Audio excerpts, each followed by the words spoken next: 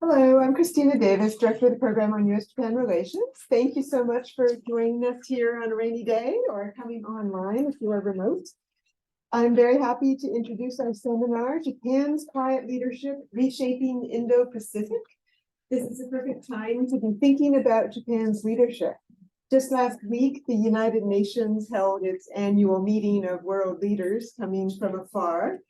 And at a time when many are questioning the relevance of the United Nations, Japan still stands behind its long tradition of UN-centered foreign policy, and Prime Minister Kishida gave a very rousing speech about the need for the United Nations to be a center for cooperation in support of human dignity and rule of law, trying to persuade other countries to also take the United Nations seriously. Drawing on his own personal identity as someone who was raised in Hiroshima, he brought together a call for the support of disarmament negotiations, saying, with a view to working towards a world without nuclear weapons, which we have been striving for, together with the hibakshas, the victims of Hiroshima bombing, we must crystallize the nuclear disarmament trend. And he proposed many concrete steps for a high-level dialogue on critical issues, both in the academy, think tanks, and youth around the world. And this is just one more example of where Japan has quiet leadership on nuclear disarmament, on issues of trade that are close to the heart of Mireya and myself. It's been really interesting. We grew up studying trade policy where Japan was sort of the laggard on free trade. And yet now we see Japan coming to the forefront, calling for reform of the World Trade Organization and leadership in the comprehensive, progressive Trans-Pacific Partnership. When the United States stepped back, Japan stepped forward to help bring to conclusion this important trade agreement. So on a range of important issues, from security to trade, increasingly Japan is exercising a leadership role. Now, one thing that I found really fascinating in Mireya's new book that I hope you will all read is her conversation about the importance of how Japan has resisted the populist backlash against globalization and taken a very nuanced role to the rising threat of China. And she looks at this issue about how Japan also faced outsourcing and certainly has fears about the rising power of China, and yet has come up with an approach that still embraces the global economy and diplomatic engagement with China. And it really is a wonderful study that looks deeply at Japan's quiet leadership. And Mireya is, of course, the perfect person to bring us this kind of comprehensive insight, because she is one of the leading scholars in the academy and the policy world for looking at Japanese leadership. She comes to us as the director of the Center for East Asia Policy Studies, the Philip Knight Chair in Japan Studies, and a senior fellow in foreign policy at the Brookings Institution. She's well known to us here at Harvard. We can claim some credit for her leadership because she received her MA in Regional Studies East Asia program, her PhD in political science, and was also a postdoctoral fellow at the program on U.S.-Japan relations. That was in the year 2000, 2001. So we overlapped a little bit at Harvard. And then she moved on to American University, where she was a tenured professor in political science before deciding to transition to work at Brookings Institute, where she is, as I mentioned, the chair of Japan Studies. She's widely read as a scholar of international trade, U.S. economic statecraft. She's authored the book Banking on Multinationals, Public Credit and Export of Japanese Sunset Industries, 2004, from Stanford Press. Her book, The Dilemmas of a Trading Nation, Japan and the United States and the Evolving Asia-Pacific Order, which came out from Brookings in 2017. I highly recommend that. My students really enjoy it when I teach from that book. And that book was also the recipient of the 2018 Masayoshi Ohira Memorial Award. Today, she's going to be talking about her latest book, just out, Japan's Quiet Leadership, Reshaping the Indo-Pacific, which offers great insights into Japan's economic and diplomatic leadership. And she's going to be talking about this book, and we also offer you a discounted price and the QR code for any who would like. The series today is part of our Innovations in Policy, which is supported by the grant from the Japan Foundation. The event is also co-sponsored by Harvard University Asia Center and the Harvard Undergraduate Japan Policy Network. Without any further delay, please. Thank you. Look forward to your remarks. Thank you very much, Christina, for that very warm introduction. It's wonderful to be with all of you. It's great to be back. I have so many memories of my time at Harvard, and certainly the U.S.-Japan relations lunchtime talks were prominent in those memories. They used to be on Tuesdays, but now it's Monday. So it's wonderful to be with all of you and to talk about my most recent book. So let me tell you a little bit about the argument, and then I look forward very much to have a conversation with all of you and to hear your questions. Your questions actually help me understand the areas where I need to finesse the discussion, so I'm really looking forward to your feedback. So what I attempted to do with this book is to do a deep dive on Japan's 30-year transformation. And this period overlaps with what is frequently known as the lost decades, where I feel that the common perception has been that this has been a period where Japan flat out stagnated, and therefore that people were paying less attention because Japan became less interesting. And people still were mostly focusing on Japan's slow growth, on perhaps people assumed still passivity in international affairs, and sometimes dysfunctional politics. So there was not a lot of an appealing storyline, if you will. And the reason why I want to write this book is that I think that, in fact, these 30 years have seen profound changes in all areas, in the domestic economy, domestic politics, Japan's diplomacy, international role. Not everything has been positive, to be sure. Mistakes have been made, but Japan is doing more things today than it was doing 30 years ago when we were grad students or we were just getting started in this field. And one of the interesting things I felt as I was writing this book, and any author will tell you that the book they thought they were going to write is not the actual book that you actually write, because it's a process of discovery. But as I was doing the research, I found that more and more, there were two important dynamics that I wanted to highlight in this book, both looking at the profound challenges that Japan faces, and there's still seriously difficult issues that Japan confronts, but also progress that the country has made in some areas. So what are these two main messages that I wanted to convey with this book? One is that after this 30-year process, I find that Japan has become more relevant to many more nations, both because of the positive and the negative lessons. So when you think about, for example, adjusting to economic globalization, coping with economic decline, demographic decline, adjusting to the power shift in Asia because of China's rise, those are things that Japan has experienced first, has experienced intensely, and there are lessons there about what to do or not what to do regarding those issues. But the second element or dynamic that I wanted to really highlight in the book, and to me became the hook as to why perhaps you would think that it's interesting to read it, is that I think that there's an important puzzle here. And that is that Japan's loss of relative capabilities is unmistakable, right? The slow growth, the deflation, the power, the military buildup around Japan, those are very concrete, real developments. And therefore, if this loss of relative capabilities is right in front of us, how can we explain that Japan is more consequential to the geopolitics of the region? Japan has not faded. Japan has become ever more important in the dynamics in the region, and certainly a more important ally of the United States. So how can you do more with less, if you will, would be one way in which I thought the book could offer, hopefully, some insights. So let me then unpack some of the elements of my argument and then talk about some of the current challenges that Japan faces today.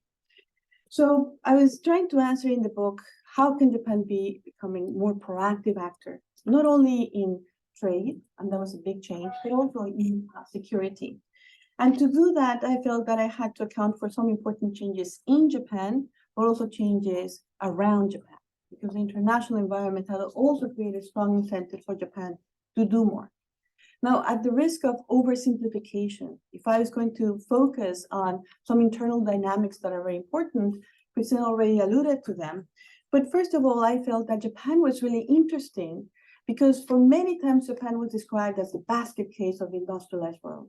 But here, when we're experiencing the turmoil of the populist wave, it didn't seem to really shake Japan the way in which it has shaken the United States and other Western European countries. And I found that Japan has not experienced social conflict or political polarization in the same way in which many other countries have. And the interesting dynamic, as Christina referred to, is that this, if you call them, say, drivers of the politics of grievance, they have been present in Japan, but the pressures have been handled differently. So clearly, Japan experienced economic globalization intensely. A lot of the manufacturing industrial base has shifted overseas.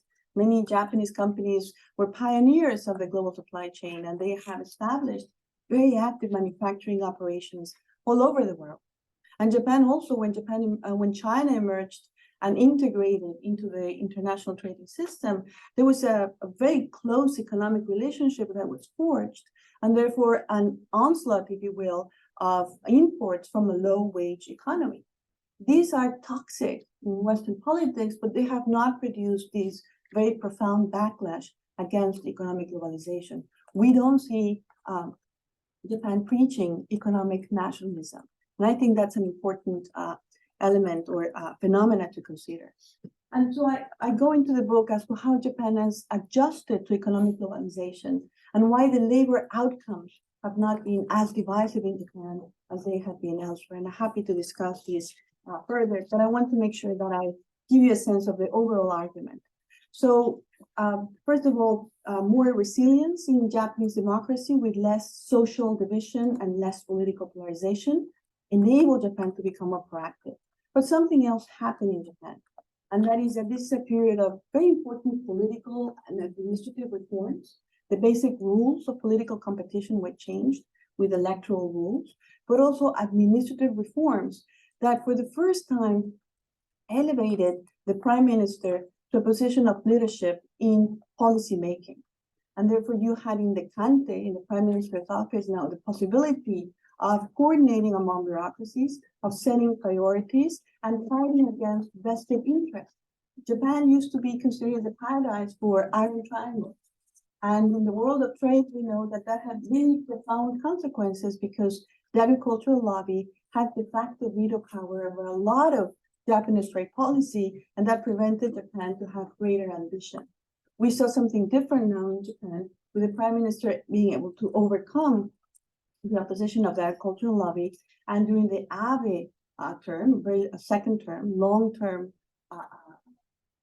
period for Prime Minister Abe, the construction of whole of government decision-making structure. So you have the creation of the National Security Council, you have the creation of the TPP headquarters, so that Japan could overcome bureaucratic sectionalism, and it yielded very concrete and very profound results. Japan in 2013 adopted the first ever national security strategy, and Japan did not become dead weight in the TPP, actually very much helped the United States reach the finish line and eventually rescued the agreement.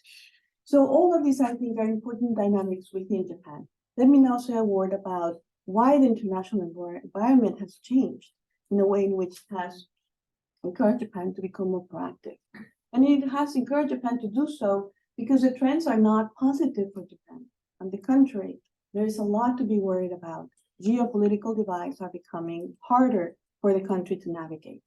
And I think that it is fair to say that Japan has concerns about the direction of China, but also, even though this is a period of a high-level cooperation between Japan and the United States, there are also some concerns about where the United States is going, and they're certainly concerned about how China and the United States will manage these dynamic of great power competition. So a word on each of these elements. So in the book, I make the case that China has figured front and center in Japan's geopolitical reawakening. And that Japan went from being one of the most ardent practitioners of economic engagement.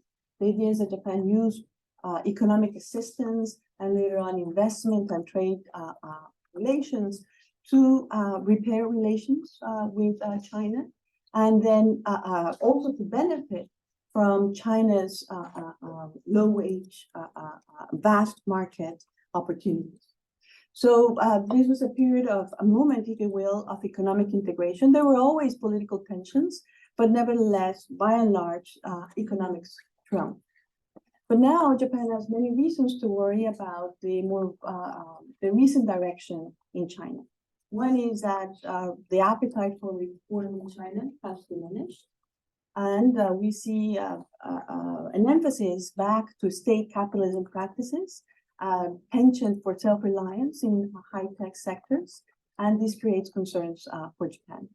But there's also the security angle, and the fact that China rapidly and in a non-transparent way built its military, and that China is using pressure tactics, not only against Japan, but many other countries in the region, but frequent incursions in the area, in the water surrounding the Senkaku Islands have become now the new normal. And I would say that Japan and many other countries in the region are worried about what are the ultimate goals of China for the regional order, in the sense of perhaps weakening the alliance system and undermining the role of the United States, which remains the anchor to Japan's security policy. So in that sense, there's a lot that Japan has to worry about where Beijing is headed. Now, with the United States, I would say that this is, and this is something that I hear a lot in Washington, it's very true. This is a moment where US-Japan relations have deepened, have matured, and there are so many areas where the two allies are working closely. And, you know, Japan has become central to the United States achieving central objectives in its Indo-Pacific strategy. So when you talk about how to deal with China's challenge, how to facilitate coordination among maritime democracies, how to think about the regional order with a free and open Indo-Pacific, how to address questions of economic security, like protection of technology, supply chain resilience. The ally, I think, in the region that comes first and foremost to mind is Japan, because there's a lot of convergence there. But I would also say that there are important gaps that need to be addressed, and that more cooperation also means more work for them because their stakes are higher. So I think that in Japan, there is worry about US America First policies, an economic inward turn, deep frustration about the United States leaving the TPP and not coming back, and actually now developing a trade policy that sees previous trade agreements as harmful to American workers, something that I don't share, but certainly that's the message that the US is sending to the region. And now that the allies are deepening their security cooperation and that they're facing the very serious situation in Taiwan Strait, then working with realistic expectations about what each ally can do or not do is critical. There have been important security reforms that Japan adopted that are discussed in the book. Certainly the reinterpretation of the Constitution to allow for limited collective self-defense, the new national security strategy, the acquisition of counter-strike capabilities, ending the informal 1% ceiling on defense expenditure.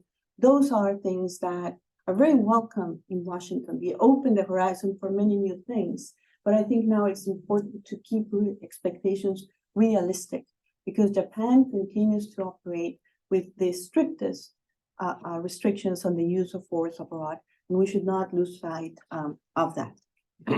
Now, I think in terms of how the U.S. is navigating U.S.-China strategic competition, I would say that there is a Goldilocks phenomenon here.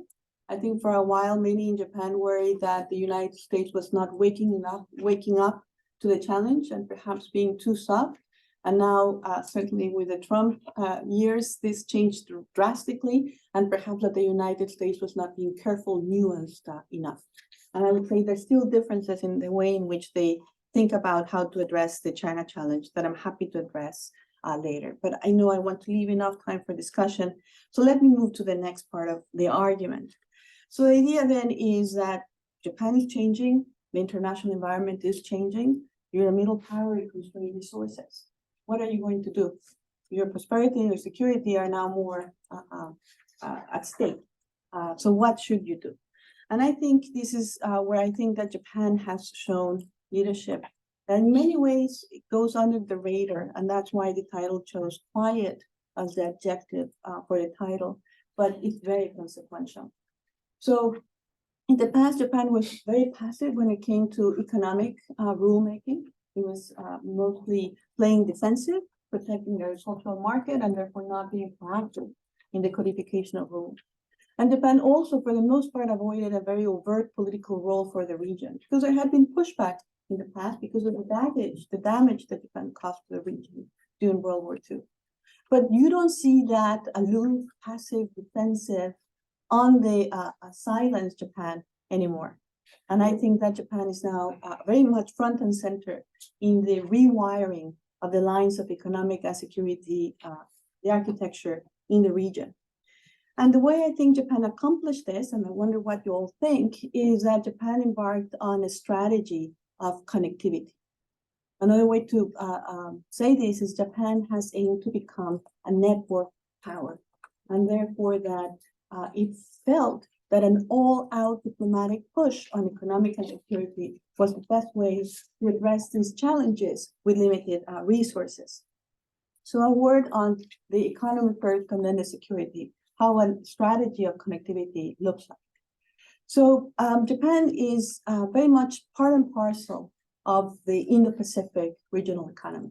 Some of it is done through the private sector who really innovated, pioneered the development of supply chains, and still retains in some critical supply chains the role in semiconductors, for example, where Japanese companies lead in advanced components, in very advanced production equipment.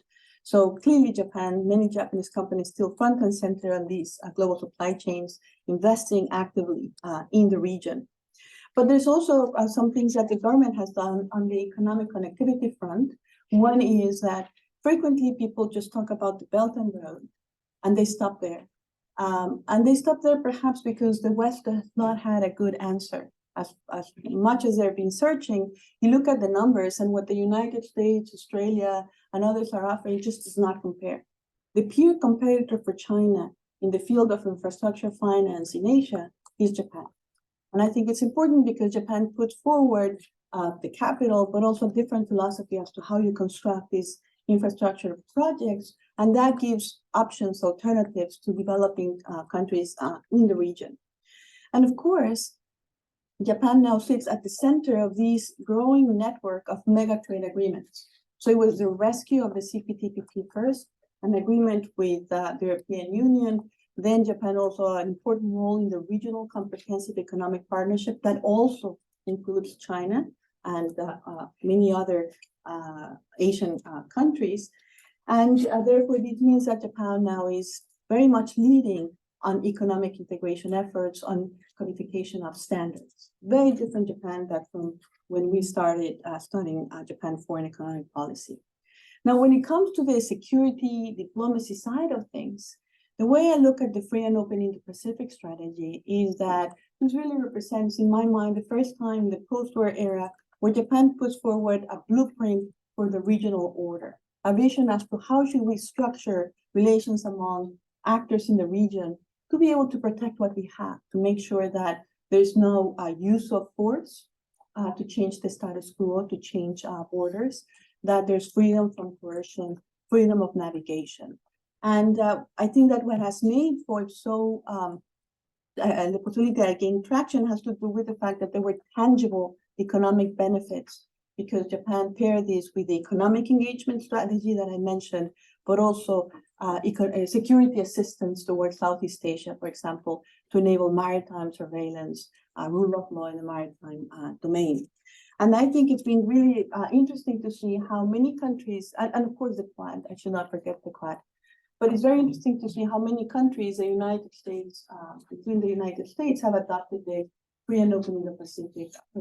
Their strategies are different. The United States does not have the economic engagement angle, but nevertheless, the fact that it's Japan coding these terms, shaping, framing how we think about the regional order is something that, quite frankly, we didn't expect to see just a few years back.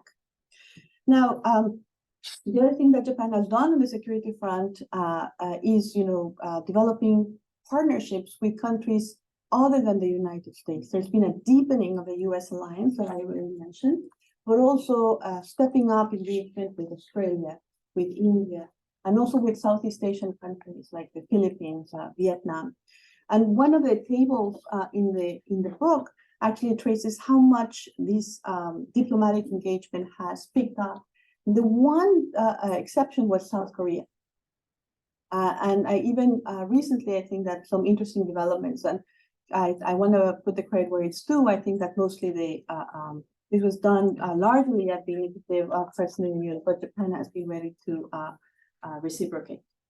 Now, so it all sounds very good, but there are many significant challenges ahead. And let me just, before I close, tell you a little bit about what I see coming. Why I think that it's going to be difficult for Japan to sustain the momentum, even though I do believe this is the right track, but it's not going to be easy to continue in this path. Basically, because I think that for a network power, it is very hard to operate in a fracturing world order. And there's so many things, different challenges that are going to be very difficult to sustain this broad diplomatic push that Japan has embarked on. Let me highlight some, but they have to do with the weaponization of economic interdependence. They have to do with the onslaught of the pandemic, where borders closed, and it's been hard to recover from that. They have to do with the growing threats to Asia's peace, and also the war in Europe, where we feel that the geopolitics have become really Darwinian, and it's very hard for a country that still operates with strict limitations on hard power to address this. So first of all, on pandemic insularity, very briefly, I think that the outcomes, how Japan handled COVID-19, the health outcomes, very positive. And I think that the public messaging on what to do to avoid contagion, they were spot on. The one area, and that shows in how Japan had very good performance in terms of lower number of infections, lower number of mortality. One area that I worried about how Japan responded to the pandemic is in the protracted border closures, because that really hurt Japan's ability to attract labor. And Japan, because of demographic decline, clearly needs this. Of course, Japan needs workers, needs researchers, needs students. And that sent a very negative signal. And I think that Japan needs to do a lot to recover from that. But certainly this is very important considering the very severe labor crunch in Japan. And it's really ironic in my mind because there have been some important changes on immigration policy that the book also discusses. In 2019, a revision to the immigration law that finally acknowledges that Japan needs migrant workers. And of course, this happened late 2019 and 2020, the pandemic hits and that put on hold. But the ability of Japan to bring in talent from abroad is going to be critical to its future. Second, in this period of state rivalry, it has become harder to remain a champion of economic integration. And I think that this is going to become a real area of difficulty because, we all benefit from economic interdependence, but now we're all dealing with the possibility that this can be weaponized, or that if there is actual hot kinetic conflict, that this will bring enormous disruption to global supply chains that connect us so deeply. And I think that Japan is also a leader in thinking through the economic security angle, and Japan adopted this Economic Security Promotion Act. But nevertheless, there are tensions between what had become this connectivity drive to pursue economic interdependence and now try to hedge against the risks of it. And it's going to have really concrete repercussions for Japan-China relations, especially because the United States has adopted a different philosophy on what it takes to compete with China on technology. And now after the Sullivan speech of 1 year ago, the idea is that there are some really advanced technologies that the United States believes is important that China does not acquire anytime soon because of their civil military fusion policies. That puts US allies in a complicated place as to where they're going to follow suit. and they're going to accommodate also what the US is doing in export controls. And the more Japan restricts export controls and so forth, I think that, China's taking note of that, and it will be difficult to have a stabilization of political relations when also you have these tensions brewing on the economic security front. And lastly, as I said, geopolitical challenges are hard for a country that still has many restrictions on the use of the projection of force abroad. I think that the Ukraine situation has had a profound impact on Japan's strategic thinking. I also think that this happened at a time when Japan was revising its strategic documents. So clearly the impact was there. In my mind, the biggest impact is that Japan now has, and the public, not only the government, not only the strategic community, but the public, in my mind, they have now this greater awareness that only countries that are prepared to defend themselves can expect help from others. So I think that's now baked into a lot of the national security strategy documents. But Prime Minister Kishida took a very principled stance. He's the one that has made the connection between the Indo-Pacific and the European theaters more systematically and early on. That meant a complete change from what Prime Minister Abe had been doing in trying to improve relations with Russia. And I think that that has elevated Japan's international stature, but it has also come at the cost. And, now there is, of course, China-Russia relations have deepened. They also now have begun to exert pressure on Japan.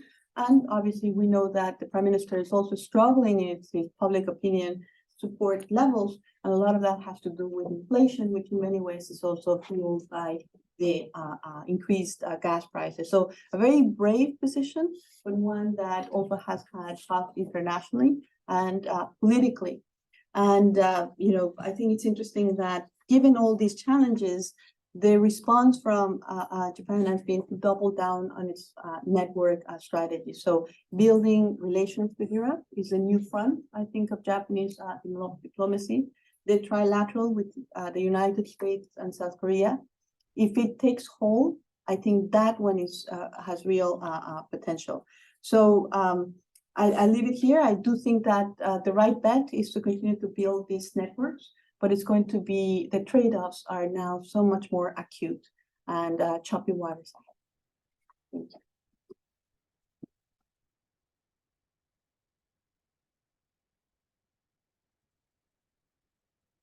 Thank you so much for an excellent talk and much for us to discuss.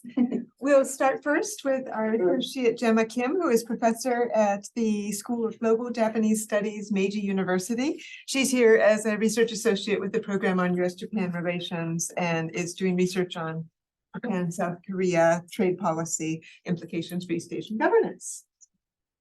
Thank you so much for the excellent presentation. I thoroughly enjoyed your book, and I must say that, your book, it surfaces your previous book, The Dilemmas of Trading Nation, and I think your concept, of network power and connectivity statement is very powerful in understanding Japanese geopolitical strategy in East Asia so far. And my question is about the role of ASEAN in Japan's regional architecture. Actually, you didn't touch upon the ASEAN's role in your book, so that's why I'm just asking. As we know, Japan has prioritized ASEAN in concluding bilateral FTAs and has promoted East Asian integration through initiatives such as CEPIA and now it's RCEP. But Japan is now shifting its trade policy from bilateralism to regional multilateralism, and then it's like taking a leading role in CPTPP negotiation process. So my question is, I wonder how the Japanese government perceives the role of the ASEAN in Japan's geopolitical strategy for shaping and leading the rule-based regional order. That's my question. I would appreciate it if you answer this question. Thank you, Gemma-san. And I know Gemma-san, so it's wonderful that she's a commentator. That's a very important question. And I think that that's one that Japan has wrestled with for a long time, and also some lessons were learned along the way, both on the economic and security components of engagement with ASEAN. I think that one of the challenges for Japan when it first launched, for example, the Quad, is that many in Southeast Asia felt that this would undermine ASEAN centrality. And it did not get a lot of support in Southeast Asia for that reason. And the Quad 1.0 in the mid-2000s did not really survive for long. That was one reason why. But the other reason was that I think that the four members of the Quad had not yet gravitated enough around their thinking of the challenge that China poses. So the first Quad was very ephemeral. And what I found is that, in talking to Japanese diplomats, that one lesson was learned that they really had to step up in engagement with ASEAN so that any regional proposal would not be seen as ignoring the centrality of ASEAN. And, before launching the Free and Open Indo-Pacific, there was this all-out push of making sure that there would be this kind of diplomatic engagement.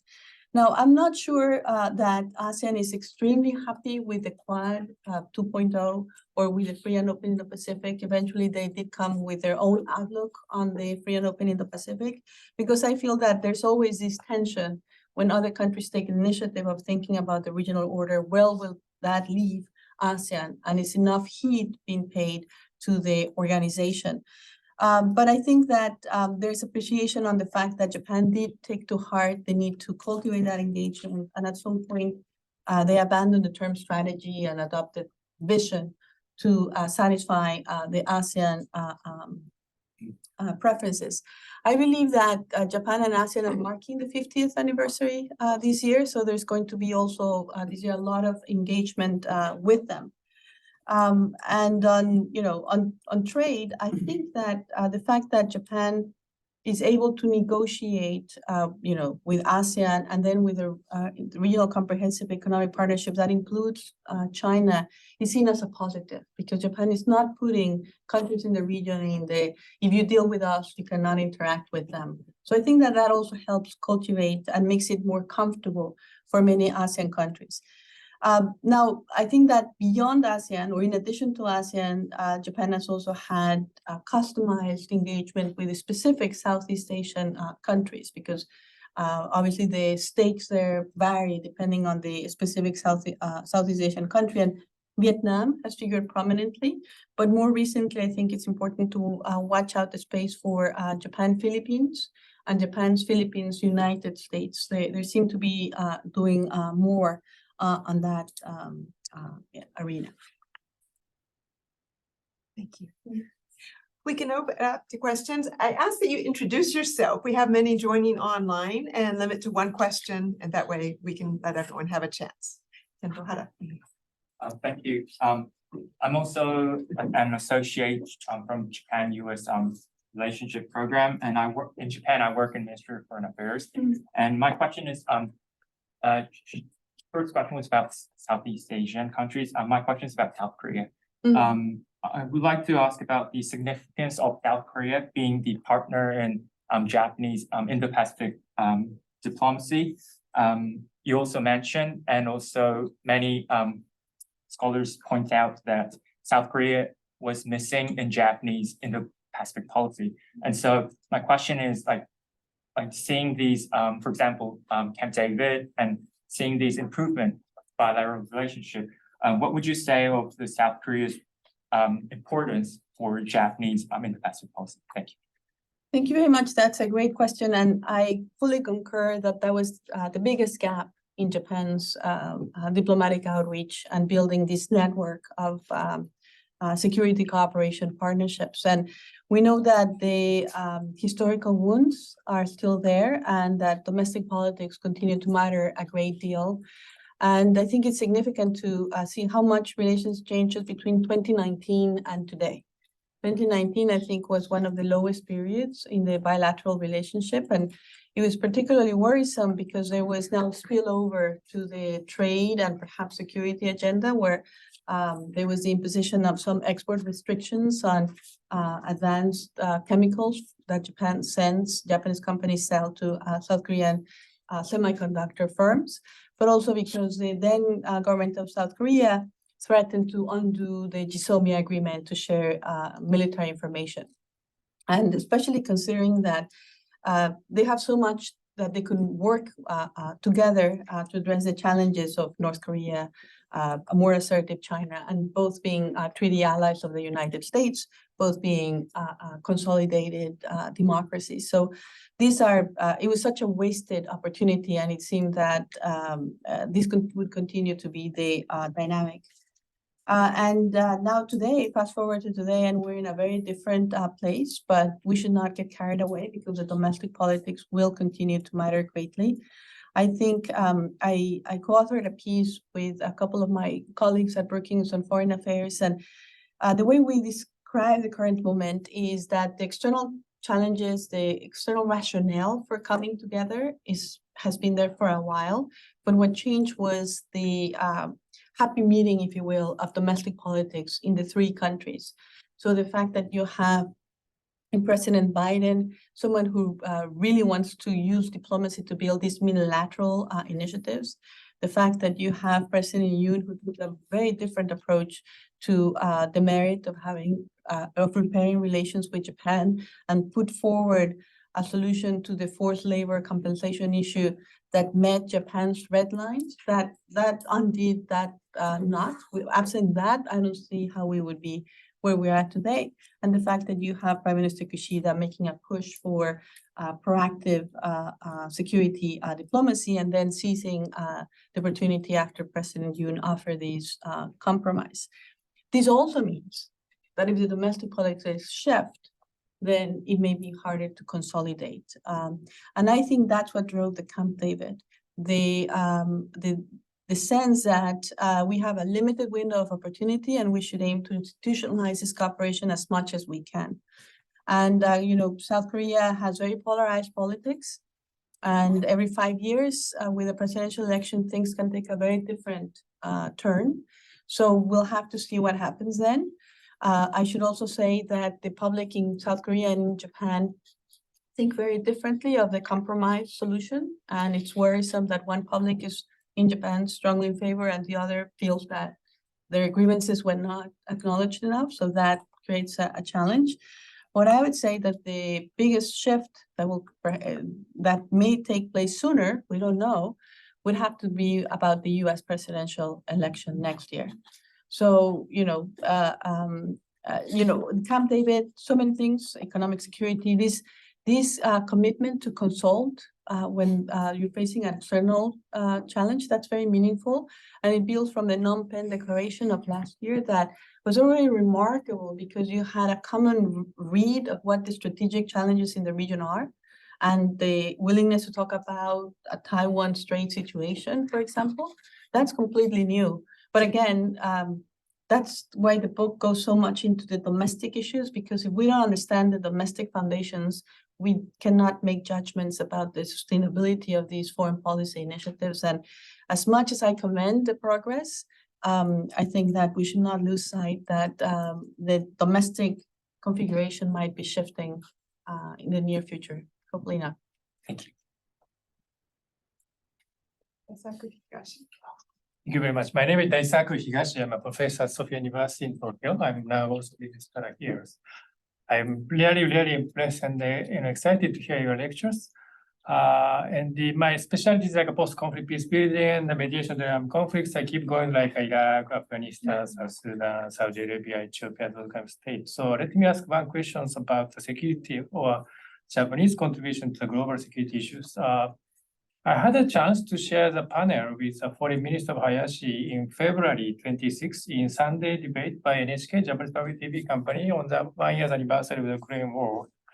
And I argued that it might be difficult for Japan to mediate between Russia and Ukraine, but it might be possible for Japan to make a global momentum by linking like a global South or developing country in Africa, Middle East, and South America, because Japan tend to get a good reputation from those countries to create a momentum that is push the Russian to withdraw the forces from the Ukraine so that we can end the war on these issues, and maybe linking with India, who is a chair of the G20 as well. And at least Prime Minister Kishida went to India emerged and to have that kind of appeal to the global South, and Japan hosted outreach meeting in the first, third day of the G7, inviting many countries from the Middle East and Africa and South America. I'm not quite sure how my proposal had impact on the policy, but yeah, I really want to hear your assessment about how actually you see those kind of role of Japan in terms of like a global security issue. I think it's quite limited, but there might be still role we can play. Yeah.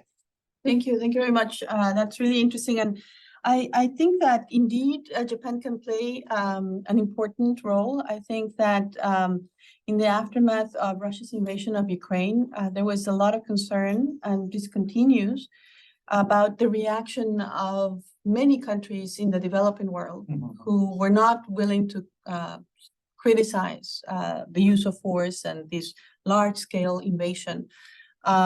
So, I can tell you that there's so many discussions in Washington about this issue, but not a clear sense of how you address it. And I feel that Japan has since then made a concerted effort. For example, it relaunched the Free and Indo-Pacific strategy just recently, and now it's talking about further engagement with the Global South and thinking of the new version of the Free and Open Indo-Pacific to cover the Middle East and Latin America. So I think that you have a concept that worked in the Indo-Pacific saying, bottom line is that nobody wants a world where big fish eats small fish. Certainly the smaller countries do not want to live in this world of raw power, and therefore articulating a vision for a different kind of order and providing resources for development is all positive.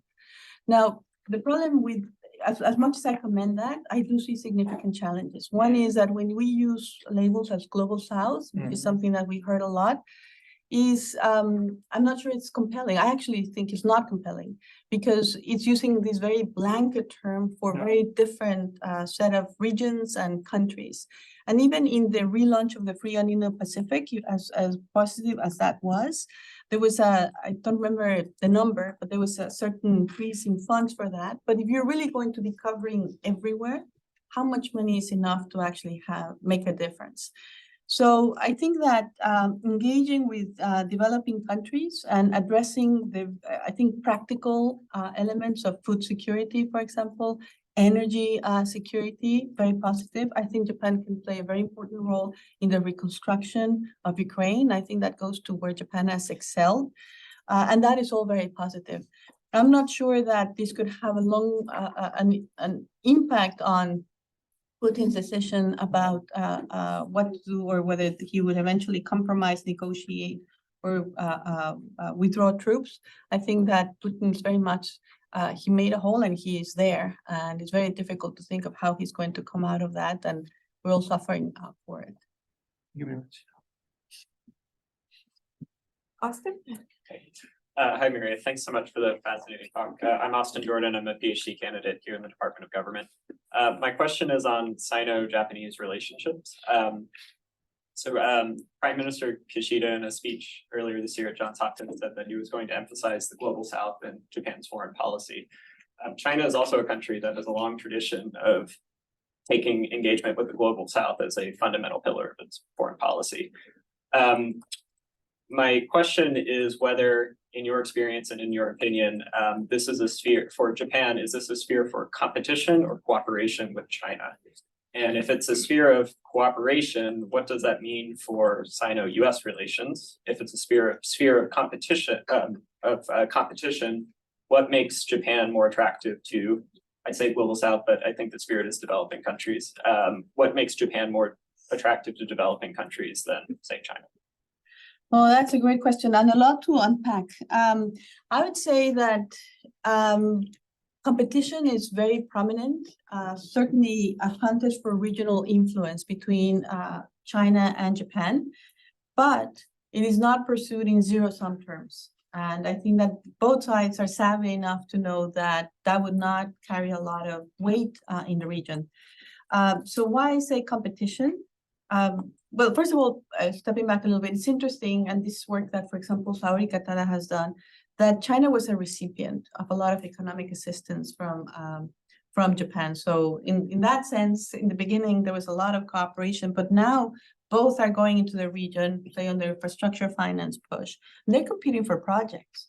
And this is tough competition. Japan, for example, lost this project at Fast Train in 2015 in Indonesia. And that shook many people because they felt that the competition from China is very serious. And it's hard to compete with China when they, in the beginning, come with, whistles and bells and announced all good things.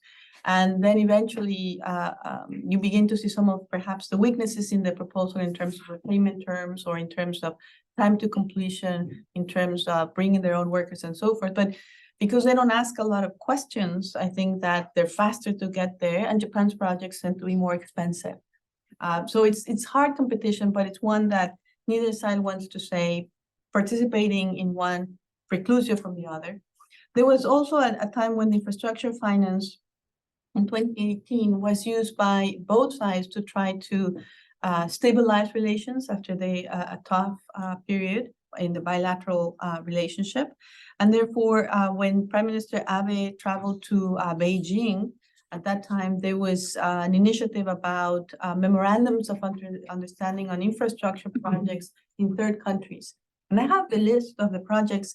I don't think, and I would be curious if anybody knows, I don't think they've been really acted upon. I think it remained a theoretical exercise, but one that was used to diplomatically get them to a place where they could say, I'm not signing to the Belt and Road, I'm not signing to quality partnership for quality infrastructure, but perhaps we could think of some projects where we could do something together, even if nothing ever happens. Things have also changed a little bit since then, certainly because of the pandemic and because of China's economic coercion and the growing tension between the United States and Japan. I don't know, I answered all the elements to your question. I don't know what I left out. We still have a few more questions, so I'm trying to collect a few and ask you then to answer together. Is Sayumi? Sure, thank you. I am Sayumi Miyata, postdoctoral fellow at US-Japan program. I have a question about how Japan have evaded the populist backlash so far. Do you think that so far Japan it's been different from the Western countries in terms of perceptions to Chinese economic growth or immigration policies in Japan? But do you think there could be similar backlash in the future, or do you think the domestic institution is strong enough that Japan can keep the momentum, and the main challenge being geopolitical rather than domestic? Good question. Masako? I have a quick question. I'm Masako Suginohara, another visiting scholar from Japan, USJP, Paris University in Yokohama. My question is about domestic aspects. You talked about the structure changes in Japan, and especially on the Prime Minister leadership. And the other side of the coin, the weak and demoralized bureaucracy, that can be a weakness in the future for Japan because capable bureaucrats having strengths in Japan. That's my question. Thank you. And Joseph Gerson, I'm with the Campaign for Peace, Disarmament, and Common Security. My question relates primarily to Taiwan. Looking at the commitment to double Japanese military spending, looking at the increased participation in joint military exercises far afield, and export now of the joint jet fighter. One has to wonder whether the Article 9 is basically being ignored. And listening to what Kishida and others have said in terms of the possibility of joining a war for Taiwan, I'd be curious to know how you see Japan in relationship to Taiwan now, and if we have a Trump administration, heaven forbid, where that might go. All right. Very, very big question. Yeah, So a few insights on each would be perfect. Sure. Christina, can I two finger for Masako and Okay. yeah. So for domestic factors, I'm interested in how do you evaluate the contribution of Abe administration? So he has a personality, he has a strong personal agenda, and his leadership is huge. Whereas like you also mentioned of the domestic systemic change, structure change, like electoral change or leadership in the Prime Minister's office. But how you evaluate the contributing to this leadership, and then whereas like Masako mentions that the bureaucrat is now weakened than before, so how this leadership sustain? Okay, great questions. 3 minutes. I'll just rush. Let me start trying to connect some points. Your 2 questions I think are connected, so I'll start there. I think what has happened is that the political and administrative reforms of the 1990s, they had 2 goals, I think. One was to shift the way in which political parties competed and have more policies and not just candidate-centered campaigns, create perhaps a competitive party system, but also create executive political leadership. I think the interesting fact is that one of these reforms succeeded, but not the other. And that has implications because one way in which so you have now a very strong prime ministerial office, but you don't have the mechanism of accountability of pressure that comes from very competitive elections where parties are shifting and there's a possibility that an opposition party can win. So I think what you're dealing with now is a very strong prime ministerial office, and especially with the reform of 2014 that gave the country the ability to control the promotion of the senior bureaucrats. And that created some issues of its own. It certainly helps when you have national priorities and you want to avoid bureaucratic sectionalism. But again, it can be too much. And I think that that's some things that it's a concern.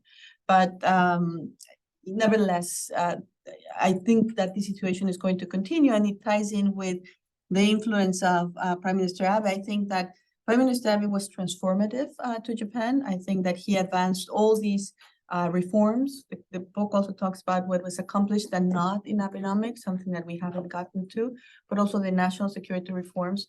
Not all that was accomplished is Abe's original idea. Many of these things had been discussed before. The fact that you have the 2001 strengthening of the Prime Minister office, that also enabled him, but he also made the best of that situation, and with deft political management managed to stay as the longest serving Prime Minister. So you have institutional reforms and long-term tenure, and that gives you a real chance to move forward with your vision. Having said that, some of the core priorities for the Prime Minister never came to pass. He never really achieved that breakthrough with Russia. He never really reformed he never reformed the Japanese constitution. So again, there were clear limits to what he wanted to do and what he was able to do. But eventually, I think that he did, by pushing the Quad, the free and open in the Pacific, and really ambitious trade agenda, he really reshaped how Japan now is seen in the world and the contributions it's making. And on the populism, and I'll come back to Taiwan in a second, this is such a complex question. And some of the elements that I highlighted was that Japan's economic adjustment to economic globalization has been very different from the West. And I think that has been one of the forces of the populist backlash. So the fact that you have strong employment protection, the fact that you have a safety net with pensions, with universal healthcare.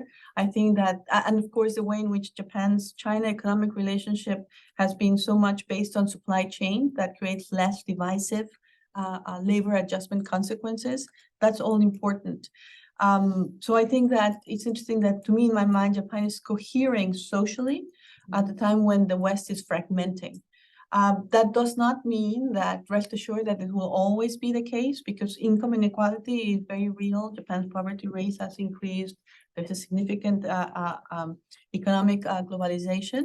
And there are some pockets of populism in Japan. It's not like it's not present, but they have not unraveled domestic politics. So there's some small parties in Japan that have very clear populist thinking, but they have no chance so far of really making a dent into the national conversation or changing anything. And some of the things that the book discusses is the weight of the establishment in Japan, how many Japanese politicians are second, third generation politicians, and work that Dan Smith has done.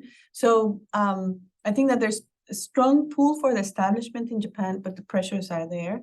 And the question of how you protect the social security system, how you deal with digital transformation, climate change, all of those things will affect the shape of Japanese middle class, and that will really have to do a lot of influence with the populist question in Japan going forward.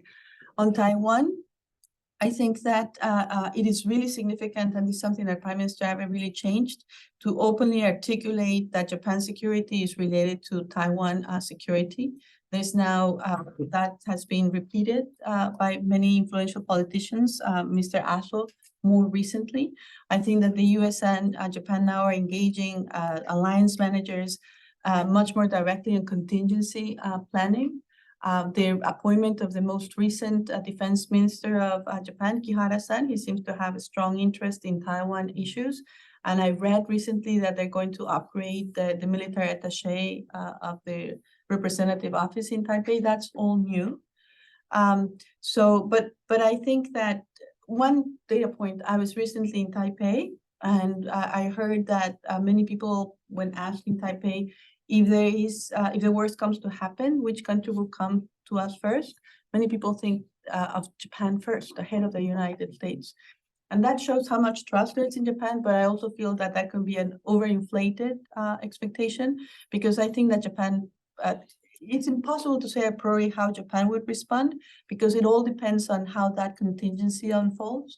If Japan's own security, say if China were to attack US military bases in Japan, that is now, a defense effort, and Japan would respond. But I really think that China will not do that, because that would bring the allies very much in tandem together. I think China is probably going to do something on the gray zone spectrum, and then how Japanese decision makers decide that affects Japan's security, and how the US responds to that are going to be fundamental factors. So very hard to say how Japan would respond. And I do want to emphasize that this is going to be a real test of the US-Japan alliance. And hopefully we don't see that test for many years to come. What's also interesting in your book is you talk about how the new realism pushed by this centralized leadership in conflict diplomacy still has to deal with a public that has some reticence about higher defense spending, certainly very strong reticence about developing nuclear weapons. And so I think you do give attention to the public as a restraint. And so the question of populism is, would that public restraint change if you had a leader who was charismatic and pushing on these issues? But still, all of those years of Prime Minister Abe, and you still have a public that is not very hawkish. There's a lot of discontent with China, but there does not seem to be an electoral base that would lead to the kind of policies we're seeing play out in the United States. Yes, especially for the use of sending SDF troops for hot work scenarios. I don't think there's support for that. So, overseas missions of SDF in a conflict, I think, remains something that the Japanese public is not very supportive of. Right. Well, with all these complex issues, we do need to think about all levels of security and economic and domestic and national level policies. So thank you very much for writing this book and sharing your thoughts with us today. Thank you very much. It was a pleasure. Thank you.